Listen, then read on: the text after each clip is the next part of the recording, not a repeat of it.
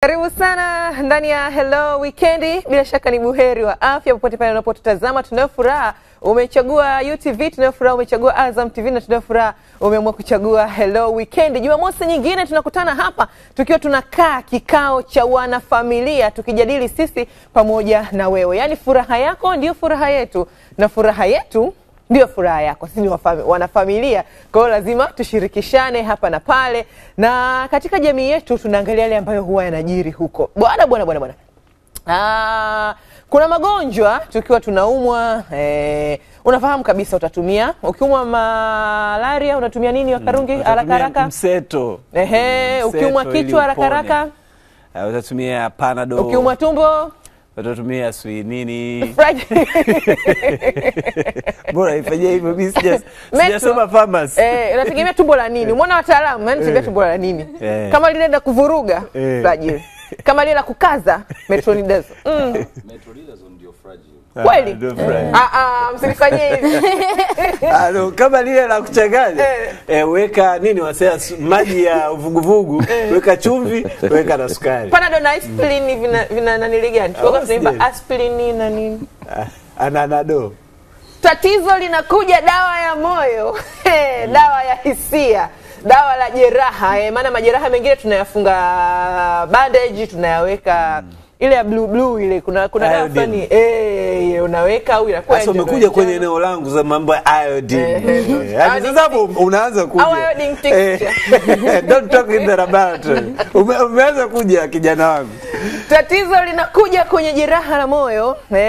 Matibabu yake hadi sasa hivi watafiti wa mambo na wataalamu wa mambo wanasema itabidi tuendelee kufanya utafiti. Lakini huenda dawa yake imepatikana. Endelea kusalia na sisi hapa ndani ya Hello Weekendi, au unaijua, tutumie ujumbe wako 0763 809770 tuje tuzungumze hapa na tushirikishane juu ya hiyo dawa, na kama inauzwa sehemu tukanunue, maana iwe rahisi kidogo kwa ajili ya kupona na kuponyesha jeraha la mapenzi baada ya kuachwa, au unaweza kusema hili ni jeraha la moyo, kwa sababu ndio tunachoamini. Utaona mtu wa saikolojia ashindi kukwambia mbona mapenzi ni ubongo wa nyuma ubolongata. Ole wao. Sisi tunajua ni moyo. Ole wao tuambie ni ubolongata ya nyuma. Tunalizungumza hili kwa sababu hivi karibuni tulikuwa tukiona kwenye mitandao ya kijamii, David. Ndio. Unajua sasa hivi mitandao ya kijamii kuna namna ndio imekuwa ikitumika sana watu kuonesha hisia zao. Mtu akiwa na furaha atakuonyesha, lakini hata akiwa na huzuni hatufichani. Tunaoneshana. Sasa hivi mitandao ya kijamii yani ni sehemu ya jamii yetu. Yani ni sehemu ya jamii yetu, kama ambavyo wakati fulani tulikuwa tukiona vijiwe vinakuwa ni sehemu ya jamii, au mikutano sio ya watu, au watu wanakaa kibarazani wanaweka mkeka.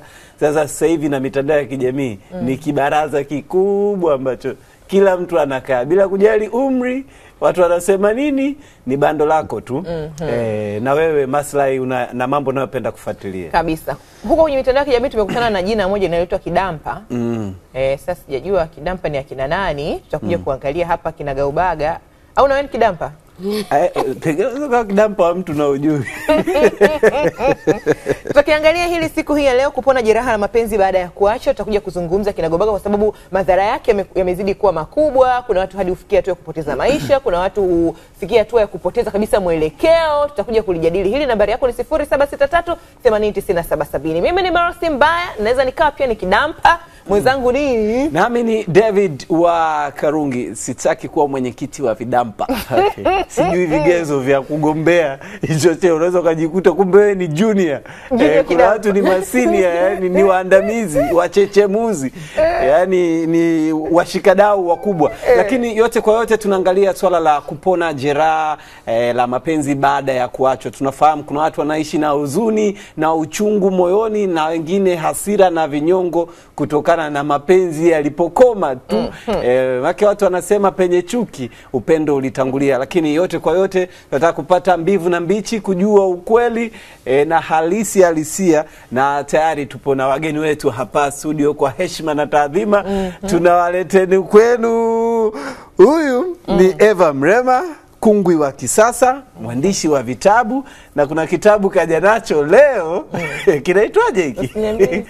Kuna kitabu nimesamee, nimeachilia, nimejisamee. Wewe ipo kundi unaamini jeraha la mapenzi linapona? Uko kwenye kundi la kuamini jeraha linapona. Kwa hiyo leo linapona kabisa. Sasa leo kungwi wa kisasa atatupa mambo, lakini pia kwa heshima na taadhima tupo na Geoffrey Mwamnyanyi. Huyu ni mwana saikolojia. Karibu sana Geoffrey. Asante. Tumefurahi kuwa nawe. Ila mimi nabidi nikuite Mwamnyanyi. Nikuita Geoffrey. Naogopa. Kuna mwalimu mmoja, mwalimu wetu anaitwa Andrew Mwakarobo, mwalimu wangu English advance. Alikuwa anasema call me Andrew if we prayed together during childhood. Nimuite jina lake la mwanzo kama tulicheza wote utotoni. Muite Mwakarobo. Kwa hiyo nimekuita Geoffrey nikaogopa. Mimi nakuita Mwamnyanyi. Mwamnyanyi, jeraha la mapenzi lipo moyoni, kwenye ubongo? Lipo kwenye nafsi. Kumekucha. Mambo yale. Sawa. Ila kikubwa tunaambiwa yote kwa yote. Unajua unasema yote 9, 10, tunaambiwa tukubaliane na hali. Tukubaliane na hali. Kubali. Nimesomea mimi saikolojia. Naweza nikalipo hapa. Au nigeuke kuwa mchambuzi. Sema Su. Kwa kweli Messi, notes zako hapana. Notes zako za mapenzi? Hapana. Anaitwa na experience. Hapana. Hivyo ndivyo Lord Music anavyotusogeza taratibu kuendelea kutafakari swala hili la jeraha linawezaje kupona. Baada ya kuacha, tutakuja kubaliana hapa. Hivi kuna kuacha au kuachana au kuachika au kuachana, achaliniana, hivyo tutakuja kujadili hapa. Nambari yako ni 0763 80 97 70. Tupo na wageni wetu na wanajopo wetu na tutaanza nao kwa siku hii ya leo hapa. David, umesema kuna kuachika?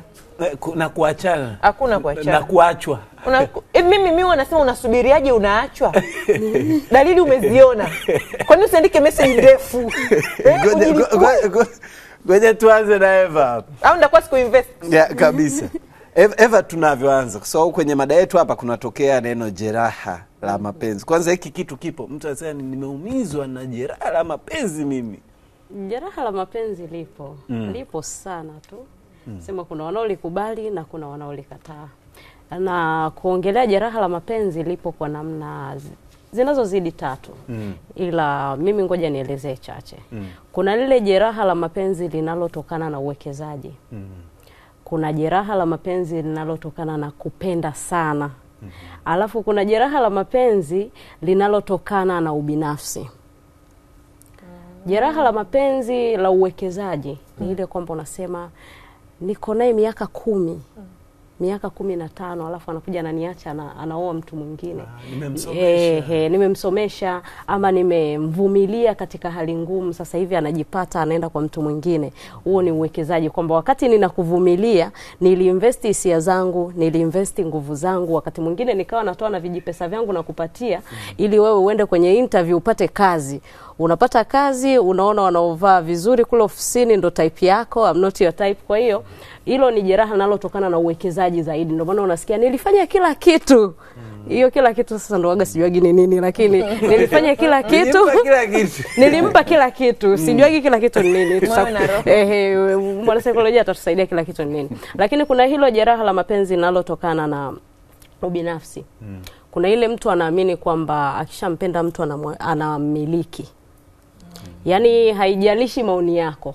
As long as ninakupenda, yani wewe mimi nitakupenda mpaka mwisho na wewe ni wa kwangu mpaka mwisho. Sasa yawezekana katika kuamini hivyo nikawa ninakutocha wewe kihisia ama kisaikolojia ama kimwili wakati mwingine, kwa sababu unajua ukishawekeza hisia nyingi huwa zinachangamana sana na hasira. Yaani ile kwamba ukishaamini huyu mtu unammiliki, akifanya kitu kidogo utaona ni haki yako kumpiga, utaona ni haki yako kumjeruhi vyovyote as long as unaamini unammiliki. Hilo ni jeraha la mapenzi linalotokana na ubinafsi, kwa sababu mwisho wa siku huyu mtu akiondoka wewe utabaki unaumia sana. Lakini pia kuna hilo jeraha la mapenzi kwa sababu ya kupenda sana, kwamba umempenda mtu sana kiasi kwamba hufikiri lolote, yani ndo pale mapenzi upofu. Sasa mapenzi upofu, huoni chochote, usikii chochote, kila mtu anakuambia kuhusu huyo unayempenda, lakini huelewi kabisa. Sasa inafikia wakati macho yanafumbuka, ndo maumivu yanapoanza. Sasa maumivu kwa ajili ya kupenda sana. Hivi inakuwaje mtu ndo umempenda sana, afu na yeye anarejesha huo upendo, afu kumbe ni wa uongo? Yaani inakuwaje mtu anakubali kuingia kwenye mahusiano ambayo anajua atamwacha mtu? Si rahisi kusema kwamba ni ya uongo. Sasa kwa nini anamwacha? Kwa sababu mimi naamini kwamba mapenzi ni kama maisha. Kuna wakati kuna ukomo wa maisha. Sio, umenielewa? Kama mtu Unakuwa anazaliwa mtu ambaye mmeaidiana, siku anakufa. Sasa hata wewe unavyoishi sasa hivi, siku na mipango unaipanga. Mbona itafika tu siku unakufa? Sio, umenielewa? Mapenzi hufa. Hufa. Na naweza kufa kwa mmoja mmoja bado yapo. Kabisa. Hapo ndio shida inapoanza. Mungu saidia yafe pamoja jamani. Pamoyo pamtima Kabisa. Hatari sana. Ndio Mwamnyanyi, Eva ametusaidia kueleza kimapenzi, yani kimahaba. Sasa kisaikolojia hii dhana ya jeraha inajitokeza kwa namna yote ile? Ni kama na kuelewa unachokitaka juu ya jeraha kwa picha ya jeraha. Jeraha kwa picha ya mguso. Jeraha kwa picha ya eneo. Ndio. Jeraha kwa picha ya hali, ndicho unachokiulizia. Ndio. Jeraha kwenye mapenzi ni lugha ya picha ambayo inaeleza kiwango cha hisia ambacho wewe ukifurahi, ambacho kilivuka viwango vya kuhimilika, kimekwenda kwenye eneo la kukutesa, na sasa kimeenda kwenye eneo la kukuharibu. Sehemu yote ambayo kuna jeraha maana yake kuna kitu kimeharibika. Ingekuwa kwa mfano tunazungumzia physiological aspect kwenye mfumo wako wa ngozi, tungesema hapo sehemu ambapo jeraha lako limetokea kuna seli zimepata shida. Kwa sababu tu kwenye ngozi yako hapa una zaidi ya 10 billion cells ambazo ikipata jeraha hapa, wakaja bakteria wakatua kwenye sehemu ambapo kuna kidonda, maana yake wewe unaweza kupata changamoto kubwa zaidi. Lakini tunalozungumzia jeraha kwa maana hiyo unazungumza ya ndani, tunazungumza mjumuiko wa kiwango cha taarifa ulizonazo ambazo hazifurahishi hisia zako na hazipo vile ambavyo wewe unataka ziwe, na imeshavuka kwenye kiwango cha wewe kumudu iko ambacho kinaendelea ndani yako. Kwa hiyo kile kiwango cha kutojisikia vizuri kwa kupitiliza, climax, ndio unakiita kwa nini? Jeraha. Tukikupasua sasa hivi tukaanza kutenganisha viungo vyako, hakuna sehemu utakuta imeandikwa jeraha nini? Wala hauna organ ambayo inaitwa mapenzi sasa imejeruhika, haipo huko ndani. Lakini ndani yako emotionally, kwa maana kwenye nguvu ya hisia, kwenye nguvu ya taarifa ya kifikra, huko ndipo ambapo hakuko comfortable kwa kiwango cha juu kiasi ambacho wewe mwenyewe hujifurahi. Ndipo ambapo nguvu ya jeraha kama picture inapoanzia. Unaandika binti? Na tuje tuangalie sasa dhana nzima hii ambayo tumeangalia jeraha baada ya kuachwa kwenye mapenzi. Tuje Kungu tueleze hii, yani dhana nzima ya kuachwa. Mimi naamini kama kuachwa kama hakupo hivi mnaachana. Kwa nini unasema kuachwa? Au dhana hizo tatu, yani kuna kuacha, kuachika, kuachana. Yani watu wanakuwa na maanisha nini? Tunaweza tukawa tunasema kumbe tunakosea. Hapana. Pengine unaona uliachika kumbe uliachwa. Hakuna makosa. Unaona ulimwacha kumbe mliachana. Kumbe mliachana. Hakuna makosa. Kila kitu kipo katika mtazamo. Ndio. Na ukiongelea mtazamo, mfano mimi nikisema niliachwa, ni kwamba ukomo wa mahusiano ulifika wakati ambao mimi sikuwa nimejiandaa. Sikuwa nimekubali. Sikuwa nimetaka. Na dalili ukoona? Dalili sio issue kubwa sana kwenye mapenzi, unajua. Watu wanapotezea dalili za mvua. Wanapotezea si kwa sababu wanataka kupotezea, ni kwa sababu ya matarajio. Kwamba mimi natarajia hizi dalili ni za kibinadamu tu, huyu mtu labda ameteleza. Na unawezaje kutofautisha? Huwezi kutofautisha. Red flag, yani red flag na maisha na halisi. Binadamu. Unajua binadamu wote tunasema binadamu hatujakamilika Yes. Unawezaje kutofautisha kama haya ni makosa ya kibinadamu hatujakamilika na haya ni makosa kwamba mtu kashanichoka? Okay. Sasa changamoto inayokuja ni kwamba ukishakuwa na hisia nzuri zaidi ya mbaya, huwezi kutofautisha jema na baya. Hata kama liko mbele ya macho yako. Ukisema huu ni ubinadamu na hizi ni red flag, inategemeana na mtazamo pia wa mtu. Kwa sababu kuna kitu ambacho wewe unaweza ukafanya kwangu mimi nikaona huo ni ubinadamu kwa sababu labda experience, labda kwa sababu ya namna ninavyotafsiri mambo. Na kuna kitu unaweza ukakifanya kwa kitu kile kile, unaweza ukakifanya kwa Devi akasema hii ni red flag, huyu ni narcissist. Sio, umenielewa? Kwa sababu ya nini? Kwa sababu ya mtazamo na namna anavyotafsiri mambo. Kwa hiyo simlaumu mtu anayefikiria kuwa ameacha kumbe wameachana kwa sababu tu alikuwa anaamini huyu mtu mimi hawezi kuniacha.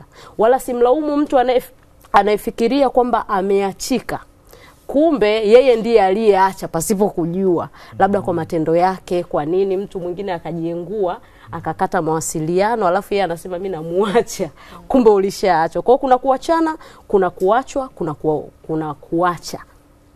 kwenye mapenzi hayo yote matatu yapo. Kuacha ni ile hali ya mimi sasa nasema imetosha, ninakuacha, ninaondoka. Lakini naweza nikakuacha wakati ambao pia wewe ulikuwa ushaniacha. Hiyo ni very tricky. Yaani wewe ulishaniacha na ndio hapo unakuta kwamba unaweza ukaachana na mtu asikusumbue, asikutafute, yaani asisumbuliwe na wewe kumuacha. Akashukuru. Yaani akaenda kutoa sadaka. Akasema ulikuwa wapi siku zote kuondoka kwenye. Ndio, umeona? Lakini unaweza ukaachana na ukamwacha mtu ikawa ni usumbufu kwa sababu hajakubali kuachika. Hakuwa tayari kuachika, hakujiandaa kuachika. Lakini unaweza ukaachwa sasa. Wewe ukawa tatizo. Ukawa sasa ndo yule mtu msumbufu kuliko watu wote duniani. Yaani unampigia mtu missed call 650. Asipopokea unachukua na simu ya mama na simu ya baba yaani unapiga simu alafu akipokea huna cha maana utalalamika. Kwani upokee simu zangu? Haya nimepokea, ongea. Huongei cha maana. Kwamba kinakusumbua ndo hayo maumivu tunayoyazungumzia. Kuna uhusiano wote kati ya jinsi uhusiano ulivyoanza na utakavyokwisha? Yani kama huenda David alitumia miezi 6 yani kunipata. Huenda akatumia tena miezi 6 hiyo kupona hilo jeraha ambalo tutakuwa wakati wa kuachana. Au alinipata kirahisi basi itakuwa ni rahisi pia kupona, au itakuwa ni rahisi yeye kuniacha. Kuna uhusiano hapo? Hapana. Hakuna uhusiano. Urahisi wa kumsahau mtu baada ya kuachana huwa unatokana na yale mahusiano, ile bondi mlioijenga wakati mko pamoja, wala si wakati mnapatana, wala si wakati mnakaribia kuachana. Ile bondi mlioijenga mkiwa pamoja, kwamba mmeishi amekusumbua au amehangaika kukupata kwa miezi 6, lakini mkawa pamoja almost miaka 2, si ndio? Ile miaka 2 haimkumbushi huyu juu ya miezi 6 aliyokuwa anahangaika kukupata. Ile miaka 2 ndo inaleta value ya ule uhusiano mliokuwa nao. Kama ile miaka 2 ilikuwa ni miaka ambayo ni stressful, mkiachana pale ni either yule aliyokuwa ana stressiwa katua mzigo, ama yule aliyokuwa na mstressi mwenzie anabeba mzigo. Umeona? Kwa hiyo issue iko hapo katikati kwenye uhusiano, si mwanzo wala si huku mwishoni. Mwamnyani, kwenye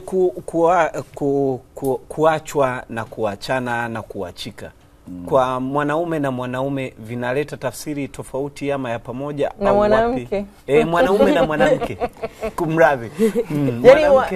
Na kwenye research utafiti ambao sio rasmi, wanawake ndo tumekuwa tukilalamika sana kuliko wanaume. Kwa hiyo huenda wanaume kama muumiaji hivi. Na kuna mkoa wanaamini kwamba mwanaume haachwi, anaacha. Yaani sio hata vijiweni yani ukutana na watu wanakuambia wewe wanaume haachwe. Yani mwanaume haachwi. Unaachwa mwanaume, yeye ndo anayekuacha. Ni swali ambalo lina upana mkubwa. Na upana wenyewe ni kwa sababu dhana yake inaangukia kwenye upembuzi wa linguistics, kwa maana ya sayansi ya lugha, kubeba nafsi. Unaposema naacha ni mimi, unaniacha wewe, tunaachana sisi. Maana yake makubaliano ya kihisia juu ya kutoendelea kwenye tendo la kuwa pamoja yametokana na maamuzi ya hizi nafsi ambazo zinasema sasa ama ni mimi, ama ni wewe, ama ni sisi. Lakini nguvu ya malalamiko inakuja kwa sababu ya nature ya jinsi mbili, ya kike na ya kiume. Wanawake wanabeba vitu kwenye nguvu ya hisia. Wanaume wanabeba nguvu vitu kwenye nguvu ya mchakato. Wanawake kwenye maeneo mengi ya maamuzi, sehemu kubwa inayojitokeza kwa mara ya kwanza ni hisia, ingawa wana spidi kubwa kwenye kukokotoa. Na ndio maana wao huwa wanaenda kwenye hitimisho wakati jambo lipo kwenye mchakato. David, umekutana na mtu hapa sasa hivi unamwambia nakupenda, nataka kuoa, yeye anaanza kuangalia kwanza ukishamuoa atanufaika na nini kutoka kwenye maisha yako, iwe ni kihisia, iwe ni kijamii, iwe ni kwenye kizazi chake. Umeshanielewa? Akishaenda kwenye hiyo mileage, anaangalia uhalisia wa ulichokisema na kile ambacho yeye anakiona, alafu ana draw conclusion hapo automatically. Nazungumzia wanawake, sio watu wa kike. Kwa sababu kuna tofauti hapo. Watu wa kike wenyewe wanadili tu na hisia, kuchakata si jambo la maana kwao. Kwa hiyo by nature psychologically wanawake wana nguvu kubwa ya hisia, ndio maana wanaweza kulalamika. Na ndio maana hata kwenye sayansi ya lugha pia mwanamke anaongea zaidi kuliko mwanaume. Sasa ukija kwa wanaume, si kwamba huwa hawaachwi au hawalalamiki. Wao huwa wananungunikia ndani, wanahangaikia ndani. Ndio maana moja kati ya sababu ambazo zinafanya wagane kuwa ni wachache kuliko wajane, ukiachilia mbali sababu za biolojia za chromosomes X na Y, kwa moja inaishi muda mrefu, X na Y inaishi muda mfupi, lakini majeraha ya ndani yanawatesa wanaume wengi. Wanaume wengi wanaamini kuwa mwanaume ni kutothibitisha udhaifu wako au sehemu ya maumivu nje ya ndani yako. Kwa hiyo hata kama anaumia, anaishia kusema, anabaki kunungunika kwamba mimi siwezi kumwambia mtu. Kumbe unavyoacha ndani ndivyo ambavyo unaongeza sumu. Kumbuka sehemu kubwa ya magonjwa ya kimwili yanatokana na sehemu yako ya tezi yako ya adrenal gland, ambayo ndio tezi inayotengeneza stress management, ndio tezi ambayo inashughulikia mfumo wako wa mmeng'enyo wa chakula, ndio tezi inayojihusisha pia na sehemu yako mfumo wako wa uzazi, ndio tezi ambayo inashughulika pia na mfumo wako wa kinga ya mwili. Ndio maana mtu mwenye stress kwa sehemu kubwa kula chakula itakuwa kwake ni ngumu, hata hamu ya kula hana. Mtu mwenye stress hawezi kufanya vizuri kwenye mifumo ya faraga. Mtu mwenye stress akipata changamoto hiyo, magonjwa mengine kuingia kwenye mwili wake ni rahisi, kwa sababu kinga yake ya mwili inafanyaje? Inashuka. Wewe ukiwa huna stress hapo, hata uso wako kung'aa unatokea automatically. Kwa hiyo wale wanaume ambao hawaongei wanakufa ndani, wanasema kwa installment, yani kidogo kidogo. Tunasema kamba inakatikia wapi? Pabovu, si ndio? Kwa hiyo mwisho wa siku kukuta mtu anatembea alafu ghafla anajikuta amepata blood pressure, maana yake ni kwamba tayari ili jambo lilianza polepole. Lakini why? Nature ya wanaume psychologically si watu ambao wanaongea, lakini nature ya wanawake wanafanyaje? Wanaongea. Ukikuta mwanamke haongei, ujue ni mkimya, lakini ni mkimya nje, ndani anaongea zaidi. Na hao watu ni watu ambao wanaweza kupotea duniani kwa muda mfupi sana. Yaani kwa maana kwamba wanaweza kupata madhara makubwa kwa haraka sana, kwa sababu akija kufanya maamuzi yake huwa harudi nyuma kamwe. Na anaweza kufanya maamuzi ya revenge. Yaani wengi unakuta ameshakuacha, alikuwa anasema hapa Mrema, ameshakuacha alafu nakuja kumwambia mimi sitaki kuwa na wewe, anakuambia nenda tu, hamna tatizo. Yaani hiyo neno nenda tu hamna tatizo, yuko katika comfort zone kabisa, kwa sababu yeye alishapitiliza hiyo hali ya wewe kumwambia wewe kwamba utamwacha. Yaani alishakuacha kwenye kiwango ambacho wewe hata ukisema hana haja ya kukushukuru. Yaani alishakupeleka, haupo kwenye dhana yake au kwenye maisha yake. Kwa hiyo kulalamika, nikijibu swali lako, ni matokeo ya sababu hizo. Kwanza nature ya wanawake psychologically, lakini vile vile hiyo nguvu ya mazingira ambayo sio kwamba wanawake ndio huwa wanaumia zaidi. Hapana. Tena wanaume wanaumia sana. Sana. Wanaume wanaumia mno. Tena mwanaume anaumia kwa muda mrefu. Nazungumzia aliyependa, sio aliyetamani. Waliotamani wao wanafanya replacement tu, kwa sababu amekosa hiki, akienda sehemu nyingine atakipata. Lakini aliyependa unaweza kukuta mtu ana ueledi wa kutosha, ni mtu mwenye status kubwa, lakini akaanza kumpigia magoti Mrema ambaye wakao inamwambia bana, kwani huyu hawezi kupata mtu mwingine? Mwambia bana uwezo, sasa siwezi. Ukiona mwanaume anaenda ana admit kwenye jamii kwamba nilimpenda fulani alafu nikashindwa kumpata au nikapata ABCD, ujue hata huyo mtu leo akirudi bado ataendelea kuwa naye anampenda. Kwa kuacha, kumbe hakuna kuacha moja kwa moja. No, nasema aliyempenda. Kama mtu amempenda. Ndio maana tunasema sisi sababu inaunganisha watu kwa mara ya kwanza, ina nguvu ya kuwafanya waendelee kuwa pamoja au wafanyaje? Mrema amesema investment, kwa maana ya umenipata kwa muda mfupi au ulinipata kwa muda mrefu. Kwanza ukiona unampata mtu kwa muda mrefu, kuna mambo mawili.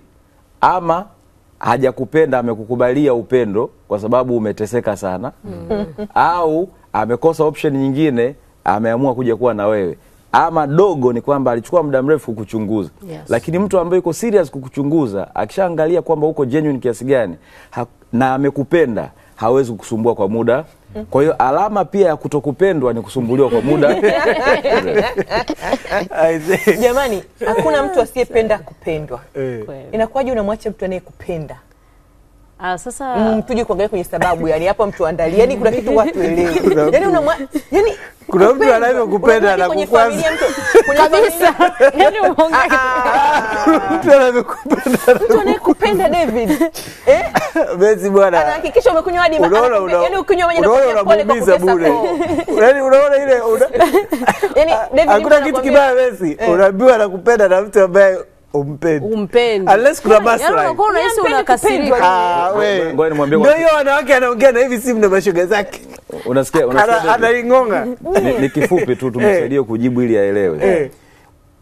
Nenda uwe na njaa sasa hivi. Nenda kantini, mgawani, kula chakula. Cha kawaida kabisa. Alafu toka ukiwa umeshiba. Alafu lije sinia la chakula unachokipenda sana wa kuwekea hapo mbele. Hutaona value yake. Mimi kwanza nikiwa nimeshiba siendi sokoni. Sioni cha kununua. Yaani huna ndio ilivyo. Si ndio hiyo wadada wanaongeaga na simu hivi, yani anaiweka pembeni anakungonga. Bwana umesemaje? Unamwacha mtu aliyekupenda. Yes. Anakufanyia kila kitu. Sasa swala sio yeye kunipenda. Swala ni mimi kumpenda. Kwa mbona umeingia naye kwenye uhusiano? Sasa unaingia kwenye uhusiano, ngoja tuongee mfano wanawake. Mwanamke anaweza akaingia kwenye uhusiano na mwanaume asiyempenda na akajifunza kumpenda. Mwanaume hawezi kuingia kwenye uhusiano serious na mwanamke asiyempenda. Na huo wanasema kwamba mwanaume anacho cha kufanya ili mwanamke ampende. Lakini mwanamke hana cha kufanya mwanaume ampende. Haiwezekani. Hakipo. Wewe. Hakipo. Yani kama hajakupenda, kuna cha kufanya akupende. Usiniambie. Yani labda mwanamke akiwa labda ni mpole, ni mtulivu, ana lugha nzuri. Yani kama kitu, hata nikimtii, hata utiifu. Sijui kwenye asili kulitokea nini. Lakini foundation ya mwanaume kuhusu upendo ni tofauti na mwanamke. Kabisa. Yani msingi wa mwanaume kuhusu upendo ni tofauti na mwanamke. Au mwenyenye unaoja kinzani. Asili ya mwanamke ni kupokea. Asili ya mwanaume ni kutoa. Ndio. Anaposema Mrema juu ya mwanamke kujifunza kupenda, sio actually anajifunza kupenda. Anathibitisha kilichomo ndani yake juu ya kile ambacho anatamani kimfikie yeye. Watu wakikutana kwa mara ya kwanza huwa kuna kama unasema kama kani ya uvutano, ile gravitational force kati ya mwanamke na mwanaume, huwa vinajua kwamba nampenda au simpendi. Kinacho challenge ni usalama. Je, huyu ambaye nafikiri hawezi kunidhuru ni mtu sahihi kwangu? Ndio anaanza kujifunza tabia za utu ili afurahie kile ambacho kiko ndani yake kama mbegu. Kwa hiyo kama huko ndani hakuna mbegu ya kumpenda, hata wakikutana anaweza kusalimiana hivi na mtu akageuza shingo akamfyonya mwenzenu, niache sitaki, kwa sababu ndani yao hakuna hiyo mbegu ya upendo. It's naturally, yani ni jambo la asili. Watu wanaopendana wakikutana wanapendana. Watu wasichanganye wale watu ambao wanafanya comparison kwa sababu ya safari ya maisha ulioiweka ndani yako juu ya wale ambao wamekuumiza. Yani anamkuta mtu anamwambia nakupenda, alafu yeye hayupo kwenye engo ya kumpenda au kutokumpenda kwa sababu ya mahangaiko anayoendelea nayo ndani kutokana na safari aliyofanyaje aliyotoka. Kwa hiyo anasubiria atapewa nini kipya ambacho kitamfurahisha tofauti na yale ambayo aliyapitia nyuma, ili athibitishe kuwa anafanyaje anapenda. Na ndio maana kwa mfano wanawake wengi ambao wana watoto nje ya mahusiano, yani alikuwa na mahusiano na mtu akapata mtoto, alipopata mtoto yule mtu akaondoka, akaja mtu mwingine, mwanamke huyu anaangalia tabia za huyu mwanaume anayekuja hazitofanana na yule aliyemwachia mtoto. Na ndio maana watu wengi wa kiume wajanja huwa wanaanza kumkea mtoto ili ampate mama mke. Ni mwendo wa kabisa. Kwa hiyo unakubaliana na Eva kwamba mwanamke hawezi kumshawishi mwanaume kumpenda? Mwanamke? Rudia? Hawezi. Ile ulikuwa umezungumza hiyo point. No. Ninachosemea mimi nazungumzia upendo sio ushawishi. Upendo ni automatic flow. Na ile mwanaume anapoona amemshawishi mwanamke anakuwa hajamshawishi, ile anakuwa amefanya ile mbegu hiyo. It's acceptance. Yani ni jambo la kukubali kwamba hiki ninachokisikia ndani ndicho, so nathibitisha. Lakini hata uje ukoje unifanyie nini, kama hiyo ndani yangu hakuna hiyo mbegu ya kukubali kwamba ninakupenda, never. Na kwa sababu issue ni kuachwa au kuacha. mtu anayependa anaweza kuacha. Ndio. Sasa kwenye engo ya kuacha inabebwa na inastawishwa na vitu vingi. Inastawishwa na mbegu pia ya utu. Binadamu ili aishi na mwenzie kwa kuendelea, lazima kipengele cha utu kiwepo. Haijalishi mimi nimekupenda kwa kiwango gani au wewe unanipenda kwa kiwango gani, kama hakuna mbolea ya utu inayomwagilia kile ambacho ni halisi, uwe na uhakika kuna sehemu inafika climax inakufa. Na ndio maana si kwamba inakufa haikuwepo, inageuka, inakuwa mbaya zaidi. Yaani ni sawasawa na kisu, huku ambapo unakatia huwa kinafanya kazi vizuri, ukigeuza ili chungwa lako utateseka kuweza kulimenya kwa nguvu kubwa sana. Kwa nini? Kwa sababu inakuwa sasa ni red flag ambayo imetoka labda kwenye white flag. Yaani yale yote mazuri yanageuka kuwa uchungu. Ndio maana sisi tunasema, mimi huwa napenda kusema, maandalizi makubwa ya upendo yanavyozidi, upendo uzuri wa upendo unavyozidi kuongezeka, ndio maandalizi makubwa ya uchungu. Sio tu kwenye mahusiano ya mapenzi, hata kwenye maisha ya kawaida. Mtu uliyempenda sana, uliyeshibana naye sana, siku akiondoka ndio utagundua unavyoteseka kwa sababu ya investment aliyoifanya ndani yako. So kitu gani ambacho kinafanyika ndani ni matokeo ya kile ambacho kitakuja baadaye kama majibu ya kile ambacho uliweka ndani yako. Yaani watu wanaopendana hauwezi kumjua mtu ambaye yani ukuta watu wako kwenye mahusiano, ila nyewe mlioko pembeni mnaweza mkawa nasema huyo jamaa mpendi. Mimi hauwezi kumjua mtu ambaye unajua kwa sababu ya matendo ambayo yako opposite na utu. Na uhusiano wa kimapenzi unaenda beyond maeneo ya utu, kwa sababu ni hisia ambazo hazina jopo. Ni hisia ambazo ni mimi na wewe. Ikishafikia tu tunaanza kuona cheche zinatoka kwenye sehemu ambao watu walikuwa wanatakiwa wawe pamoja, ndio watu wa nje wanaanza kusema huyu jamaa hampendi.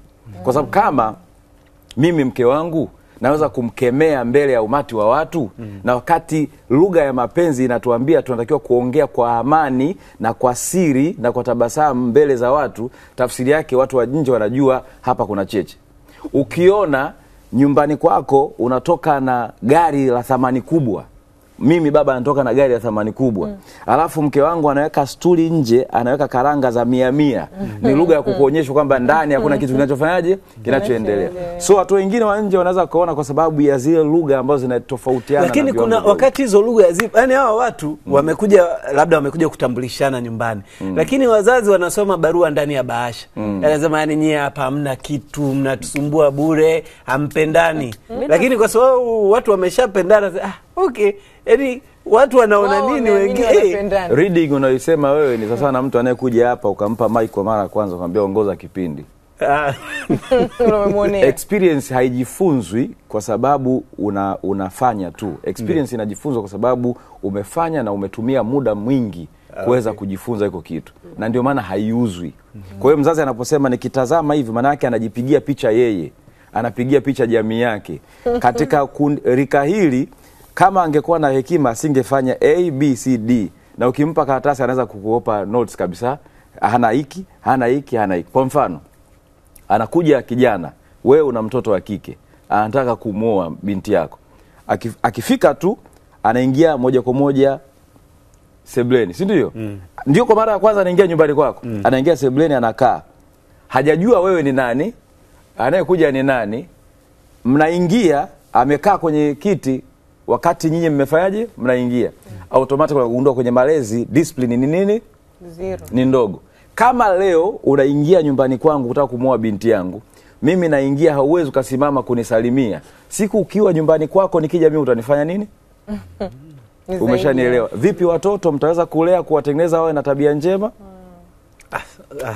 Lakini pia kwenye swala hilo ambalo tunasema wazazi au walezi au jamii inaweza ikaona hapa hakuna kitu. Tunaongelea pia energy. Wakati mwingine wazazi huwa wana sense vitu ambavyo sisi hatuwezi kuvisense wakati tuko blinded na mapenzi. So umenielewa? Yaani mfano kama hiyo aliyokuwa anasemea mtaalamu ni kwa utu.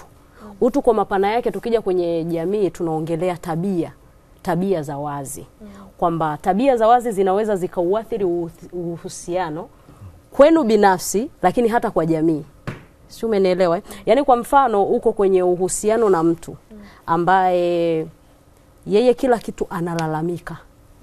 Yaani hata kama ni kitu kizuri atakisema kwa malalamiko. Unajua kuna yale malalamiko mazuri yaani unajua unapendaga sana kuniletea zawadi. Yaani jamani nimeipenda lakini usio unanunulia za namna hii. Sio umenielewa? Yaani kuna yule mtu ambaye ni amejengeka katika kulalamika.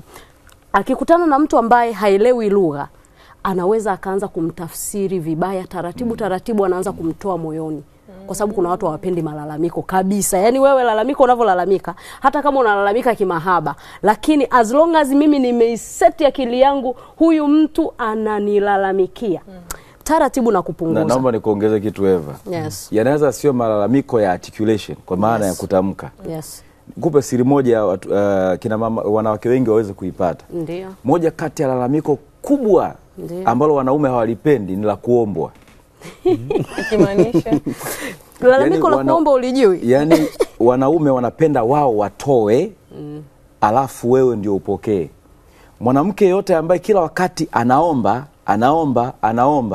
ni jambo gumu kwa mwanaume kuliko kawaida na watu wengi hawafahamu. Ndio maana tunaambia kama umtaki mtu wewe muombe. Ila nikwambia pia kitu kingine. Ataondoka mwenyewe. Unaona Lakini pia kitu kingine hapo kwenye kuomba kwa wanaume. Tunakuja kukutana pia na wanaume ambao wameshaathiriwa na malezi, hawajui nafasi yao ya utoaji. Sio umenielewa? Kwa hiyo mwanaume wa namna hiyo akiwa na mke ndani, mke inabidi aombe kwa sababu hatoi, si mtoaji. Au tunasema walioathiriwa. Wanaume wale ambao wako kwenye ile wanaume wao wa asili. However ni watu wa kiume, sio wanaume. Watu wa kiume walioathiriwa mara ngapi? Sio kutoa mara ngapi. Yaani kutoa mara ngapi? Kutoa mara ngapi haijalishi. Kinachojalisha ni mtu kujua majukumu yake. Umesikia sentence? Yes. Kama hakupendi atoe. Kupenda. Hata bila kumuomba. Anakupa. Yeye ndo anayeangalia nini kimemiss. Yes. Kwa hiyo moyo pa mtima binti. Yes. Kwa hiyo tunavojaribu kuziangalia tabia zinazoweza zikaathiri upendo au uhusiano na zikaonekana hata kwa jamii. Unajua kuna ile mtu amekulia katika makuzi fulani ya kibabe. Umenielewa na kuna zile tetesi za mtaani. Ya tetesi za mtaani tukiongelea mfano kwa wanaume, kuna ile wanaume wakikaa wenyewe kwenye kabineti zao, unasikia mwanaume utakiwa kucheka bwana. Mwanaume utakiwa kuwa mkarimu sana. Mwanaume utakiwa kuwa hivi na hivi.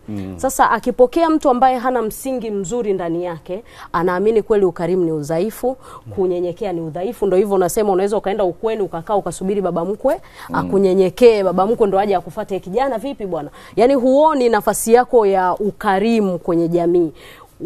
Ukiangaliwa na watu wa nje hawajui kama wewe umekutana na wenzio wakakudanganya. Wanajua tu kwamba huyu mtu si mwema, hana utu ndani yake. Lakini kuna ile hali tu ya kawaida ya malezi hivyo makuzi na utaratibu tu wa kijamii wa baadhi ya watu kuamini tabia fulani ndo zinaniweka mimi katika mstari wangu wa kuonekana niko katika jenda yangu kikamilifu. Kwa mfano kwa wanawake imezuka ni tabia mpya kwamba mwanamke inabidi ujitegemee kiuchumi. Ukijitegemea kiuchumi hamna mtu atakubabaisha.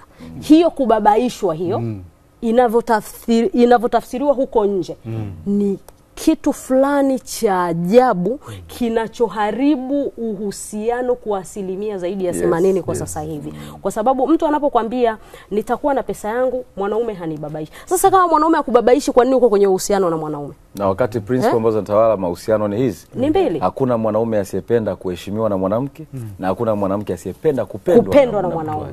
Na sasa huwezi kuupata upendo mahali ambapo unasema mwanaume hawezi kunibabaisha. Yes. Yaani kuna kiufupi ubabaishaji wanaoutafsiri kwenye uchumi ni tofauti na ubabaishaji wa kimahusiano. Yes. Ukitaka kuwa kwenye uhusiano, wewe ni mwanamke lazima ujue kabisa lazima huyu bwana ni mwandafie.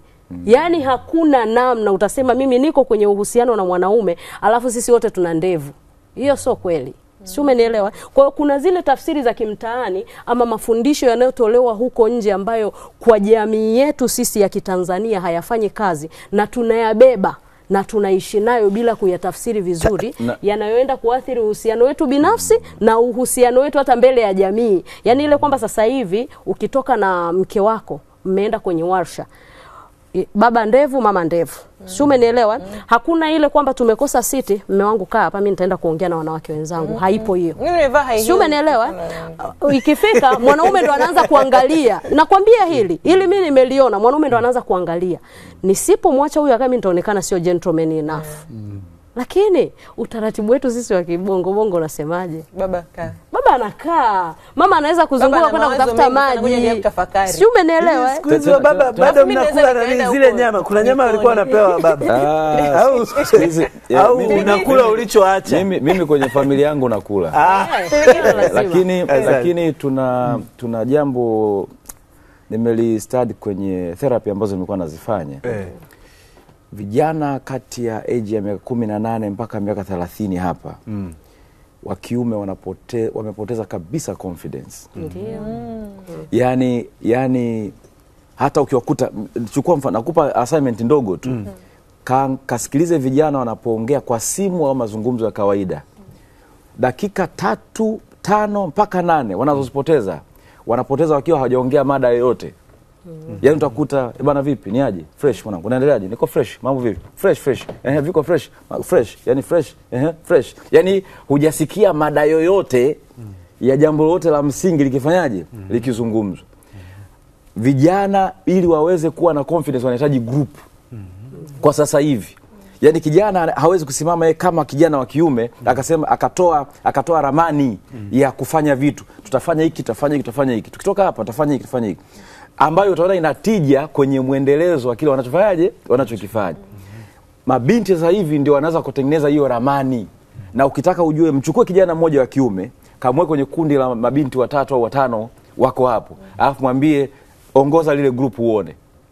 Utasikia mnasemaje? Yani yeye kashapoteza nguvu yake ya uongozi. Kuna jambo gumu sana. Kwa kweli, asante sana. Na tunavyoendelea na tuje kwenye tiba sasa. Sasa kabla ya tiba tujue chanzo. Bakiza dakika 10 tu. Tujue chanzo afu tuje kwenye tiba. Eva Mreva, utuambie kwa sababu mnazungumza huko na nini na vitu kama hivyo. Kwa nini watu sasa wanaachwa? Kwa sababu kama watu walikuwa wanapendana, kwa nini watu wanaachwa au wanaachana? Watu wanaachana kwa mambo mawili makubwa ambayo mimi nimeyastudy katika kuhudumia jamii. Jambo la kwanza, watu wanaachana mapenzi yakiisha. Jambo la pili, watu wanaachana kwa sababu ya tabia. Mapenzi yakiisha kwa maana ya kwamba kama nilivyosema mwanzo kwamba kama binadamu tunazaliwa, tunafikia wakati tunakufa, kila kitu kimewekwa katika mfumo huo. Kuna wakati mapenzi yanazaliwa mahali, na kadri siku zinavyoendelea yale mapenzi yakapoteza ladha na yakafa. Yanaweza yakafa kwa sababu pia ya hizo tabia. Lakini kuna ile mapenzi yamekufa kwa sababu tu mioyo imeshindwa kuendelea kuconnect. Tunapokuja kwenye tabia, tunasema mapenzi ni hisia nzuri ambazo mtu anakuwa nazo dhidi ya mtu, si ndio? Hisia nzuri zozote huwa zinaathiriwa na mambo mabaya ama tabia mbaya.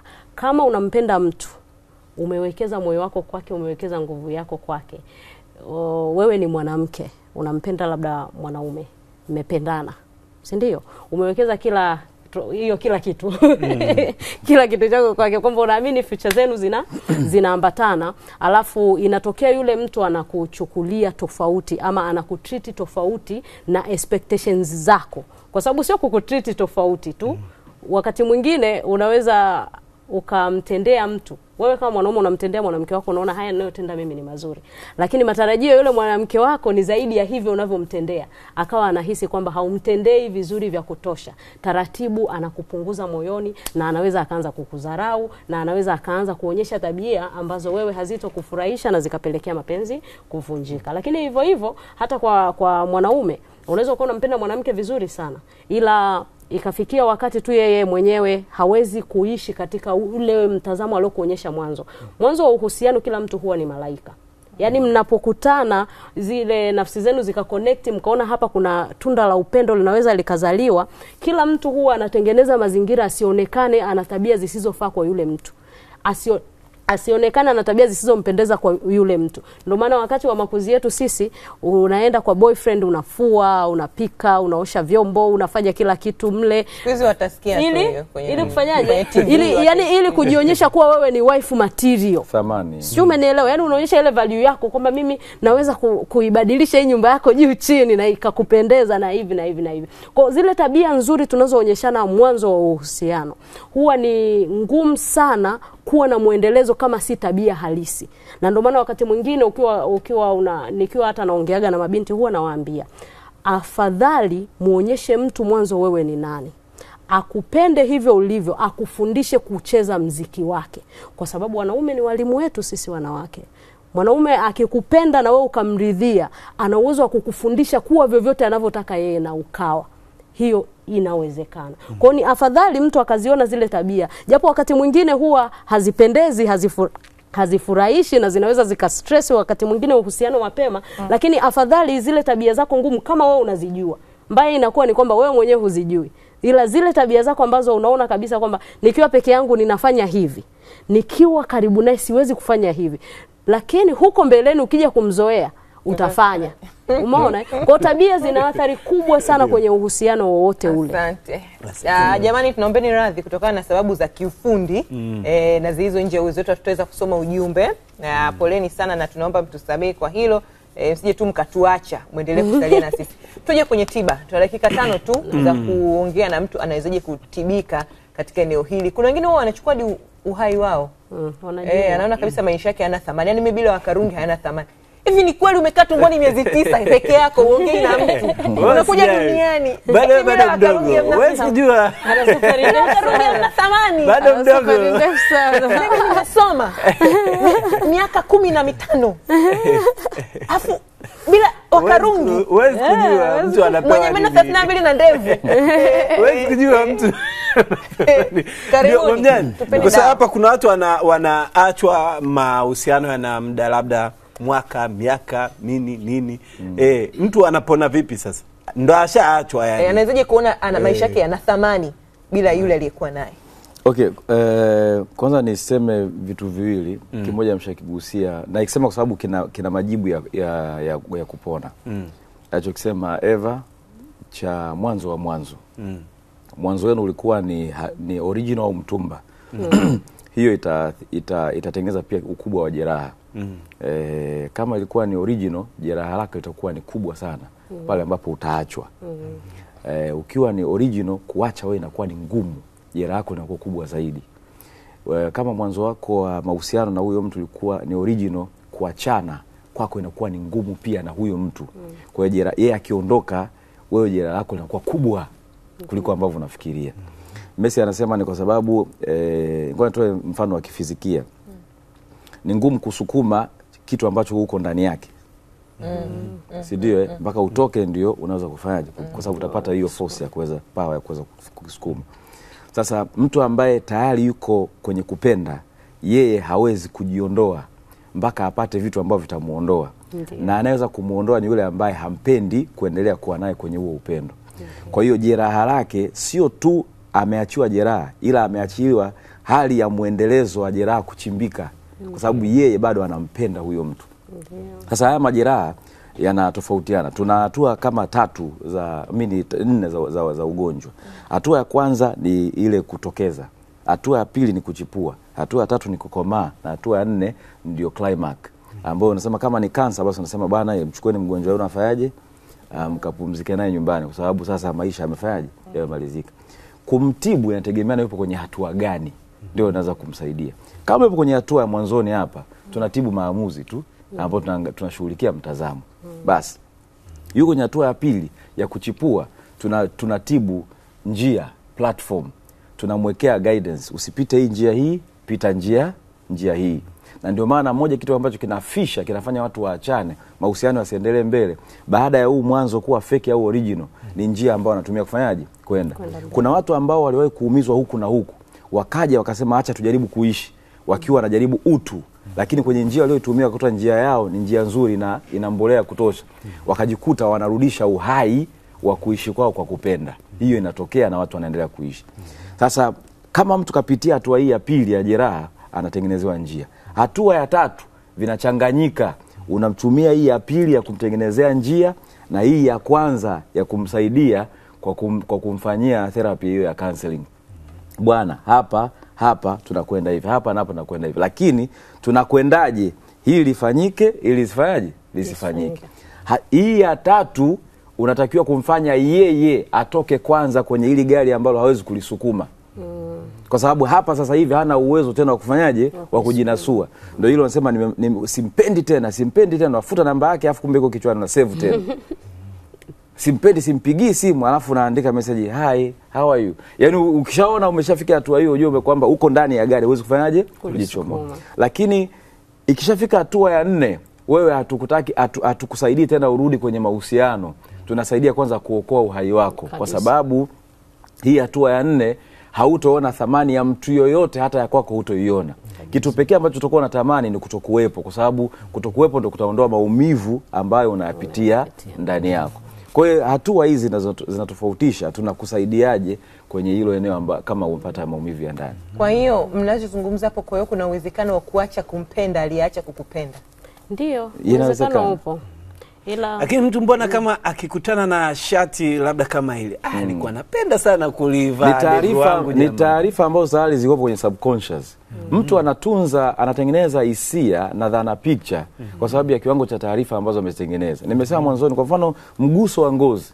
Kama mlizoea kukumbatiana hivi, kuna harufu ambayo kila binadamu anayo ambayo haifanani na ya mtu mwingine. Hauitambui kwa kunusa, unatambua kwa nguvu ya sense ambayo unaipeleka kwenye subconscious, kwenye container lako la nini? La ufahamu. Na ndio maana nilikuwa nasema siku moja hapa, kiikolojia wanyama wanaweza kugundua harufu ya mtu. Yaani mimi tunatoka hapa wote tumevaa maovaloli. Mbwa wako David anajua huyu ni David au wengine sio David. Kwa nini? Kwa sababu ya asili ya nini? Ya harufu yako. Kwa hiyo taarifa imeshaingia. Sauti imeshaingia. Lugha, dhana ya ile zile gestures, ananifanyaga hivi, ananishika hivi mkono wake una smoothness au ni mgumu kiasi hiki. Vyote vinaingia kwenye nini? Sasa ushatengeneza hiyo dhana picha kwamba huyu mtu ni wa kwangu maisha yake yote. Ndio dhana ya umiliki ilifanyaje? Iliingilia hapo. Siku ambapo ulifikiria dhana ya umiliki ingefanya kazi milele, ilipokufa ghafla, ndipo imagination inatokea. Kinachowaumiza watu sio ile tendo la kuachana. Kinachowaumiza watu ni imagination na comparison inatokea kati ya taarifa alizokuwa nazo na kile kilichotokea katika uhalisia wake. Na wengi wanaoteseka ni wale ambao wanakataa, wako kwenye maombolezo. Ili jambo kwangu ngoja nijaribu tena. Na ndio maana anasema kama usinipigie simu, usitaki saki. Akifika nyumbani akawa anasema hivi, mimi naweza kule kabla kumpigia simu. Ni kwa nini? Taarifa zopo kwenye subconscious. Ili kumsaidia hilo, lazima kwa sababu taarifa zote ndani ya subconscious kwenye sehemu yako container ufahamu hazitoki mpaka unakufa. Tangu umeingia umepata uhai. Tunatengeneza njia mbadala kwa kukupa taarifa nyingine nzuri, ili zifukie kiwango cha taarifa mbaya ulizonazo, ili unapotaka kufanya comparison uone thamani ya taarifa nzuri kwa taarifa mbaya ambazo zimefanyaje, zimekufikisha hapo. Ndio unaweza ukapona. Kwa hiyo sasa mtu unawezaje sasa kuacha kumpenda aliacha kukupenda? Maana hapo ndo watu wengi wanasema haiwezekani. Mimi naweza nikasema kuacha kumpenda aliacha kukupenda. Tunarudi hapo hapo, mtu anaponaje? Kwenye kupona, mtaalamu ameelezea viwango vya ugonjwa na viwango vya kumsaidia mgonjwa. Lakini huku mtaani bwana, sisi kwanza huwa tunasema lazima ukubali hali halisi. Kukubali hali halisi ni hatua ya kwanza kabisa ya kutoka kwenye changamoto yoyote. Yaani unajua kuna vile vitu tunasema kwenye maisha hivi siwezi kucontrol. Lakini ukishakikubali, ulishawahi kujiuliza wale watu wanaofanya kazi katika maeneo ambao unakuta yanatoa harufu kali sana. Wao wana survive vipi? Yaani wao ukipita pale unasema mimi siwezi kukaa sehemu hii nikala. Lakini anatengewa chakula pale anakula na anasikia harufu ya chakula, hasikii ile harufu nyingine. Ni kwamba ameshakubali yale mazingira kwamba haya ni mazingira yangu ya kila siku na nitaishi hapa na nitaendelea kusurvive hapa. Kwa hiyo kwanza kabisa lazima ujue kwamba imefika ukomo. Kukubali kwamba imefika mwisho. Ukishakubali imefika mwisho, tafuta nafasi ndani yako kwanza ya kusamehe. Kwa sababu wakati mwingine kubeba hukumu juu ya mtu au kinyongo juu ya mtu kunaweza kukatengeneza nafasi kubwa ya wewe kuzidi kuumia kuliko kawaida. Unavoendelea kusema nilifanya hiki, nikafanya na kile, nilimbeba hivi, nilimsaidia hivi, lakini hakumbuki fadhila. Hata ukisema hivyo mara 10,000, kama mtu ameshaamua kukuacha amekuacha. lazima ukubali kwamba nimeachwa ama huu uhusiano umefika mwisho. Haijalishi niliwekeza nini, nilifanya nini, lakini huu uhusiano umefika mwisho. Kwa hiyo lazima nijifunze kumsamehe huyu mtu kwanza. Kwa vyote vyema nilivyomfanyia, yeye kanilipa kuachana, nimsamehe. Ukishamsamehe utapata nafasi ya kwanza ya kuanza kutengeneza amani ya ndani yako. Lakini kuna kitu kingine kinaitwa kujisamehe wewe.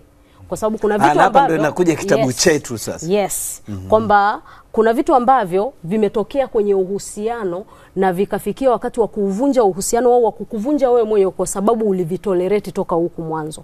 Yaani ndio ile unasema red flag huku watu wa nje mashemeji tunaziona, lakini wewe huko ndani huoni red flag kwa sababu umeamua kuvibeba ukiamini kuna mabadiliko huko mbele. Kwa hiyo lazima ujifunze kujisamehe pia, kwa sababu kila hali anayopitia mwanadamu na yeye ana mchango wake kwenye hiyo hali.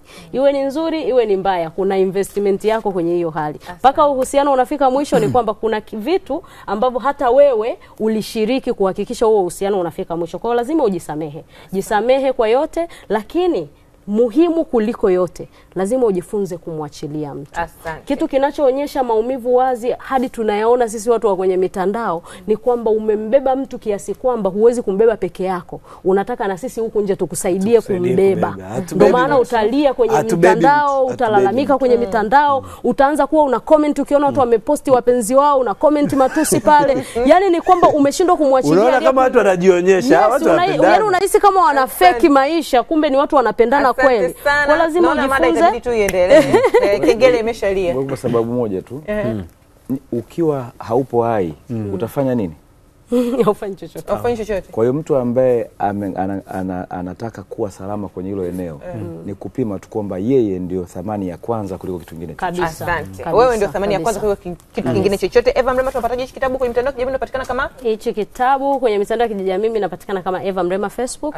Instagram inapatikana Eva Mrema 01. Lakini hiki kitabu ukitaka ukipata wewe nipigie simu ili nikuelekeze maduka vilipo, unakipata vizuri kabisa. Kwenye mitandao ya kijamii pale namba inapatikana, lakini pia naweza nikaikutajia kwa anayehitaji ili aweze kupata kwa haraka zaidi. Asanteni kwa nyote ambao mmeshiriki. Utamtafuta Eva Mrema, lakini utamtafuta Mwamnyanyi, na hii topic inaonekana itakuwa itaendelea kuwa endelevu maumivu atakavyokuwa yanaendelea. Asanteni kwa nyote ambao mmeshiriki. Asante kwa ule tuma ujumbe wako tujosoma, tunaomba radhi. Mimi ni Mercy Mzee, mwenzangu ni David wa Karungi. Tunaweka nukta hapo kwa leo.